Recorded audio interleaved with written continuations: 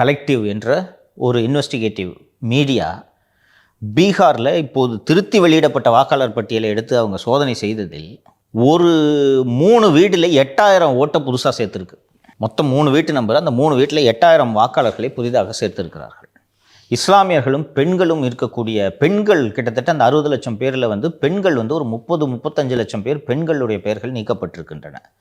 இந்த டேட்டா, இந்த election voter role இருக்குல்ல, இந்த ரோலை மிஷின் ரீடபிள் ஃபார்மேட்டில் நீங்கள் ஏன் கொடுக்க மாட்டேங்கிறீங்கன்னு கேட்குறாங்க. இப்போ இந்த பிடிஎஃப்பில் ப்ராப்பர் ஃபார்மேட்டில் நீங்கள் கொடுத்துட்டிங்கன்னா மிஷின்லேருந்து அந்த டீட்டெயில்ஸ் எல்லாம் கம்ப்யூட்டரால் ரீடு பண்ணி எடுத்துக்க முடியும். ஏன்னா ஒரு மாநிலத்தில், நம்ம மாநிலத்தை எடுத்துக்கிட்டோன்னா 6 கோடி வாக்காளர் இருக்காங்க. 6 கோடி வாக்காளர்களில் எத்தனை பேர் டூப்ளிகேட்ன்றதை கண்டுபிடிக்கிறதுக்கு மிஷின் ரீடபிள் ஃபார்மேட்னா மிஷினில் ஒரு ப்ரோக்ராம் கொடுத்தோன்னா கண்டுபிடிச்சி இதுவெல்லாம் டூப்ளிகேட் ஓட்டுன்னு சொல்லிடும்.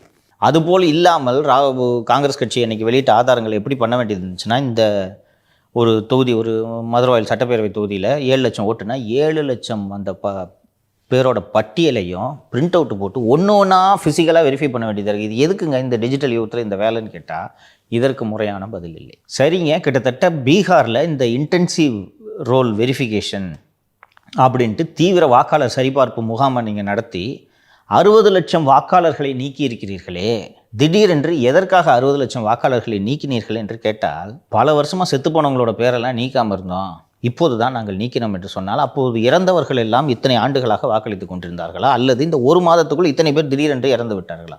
இதற்கு பதில் இல்லை. எதற்காக இவ்வளவு அவசரமாக, இவ்வளவு தீவிரமாக நீங்கள் இந்த பீகாரில் 2 மாதத்தில் தேர்தல் வச்சுக்கிட்டு எதுக்கு இப்போ இவ்வளவு தீவிர சரிபார்ப்பு பட்டியலை நீங்கள் செய்து கொண்டிருக்கிறீர்கள் என்று கேட்டால் அதற்கும் பதில் இல்லை. அதற்கு பிறகு இப்போது ரிப்போர்ட், ஏன் இவ்வளவு பேரை நீக்கினீர்கள் என்பதற்கு தேர்தல் ஆணையம் சொல்லக்கூடிய பதில் புலம்பெயர் தொழிலாளிகள் நிறைய இருக்கிறாங்கன்னு. புலம்பெயர்ந்து போய் வேலை செய்வது ஆண்கள் தான், பெண்கள் புலம்பெயர்ந்து போகல. 30 லட்சம் பெண்களாக வெளியூருக்கு போய் வேலை செய்கிறாங்க, கட்டட வேலை செய்கிறாங்க. ஒரே ஒரு கேள்விக்கு கூட, கேட்ட அத்தனை கேள்விகளிலும் ஒரே ஒரு கேள்விக்கு கூட தேர்தல் ஆணையம் ஒழுங்காக பதில் சொல்லவில்லை. மாறாக இப்படியெல்லாம் கேள்வி எழுப்புவது தேசபக்திக்கு எதிரானது, ஜனநாயகத்துக்கு எதிரானது, உங்களுக்கு நம்பிக்கை இல்லையா என்று சொல்கிறார்கள்.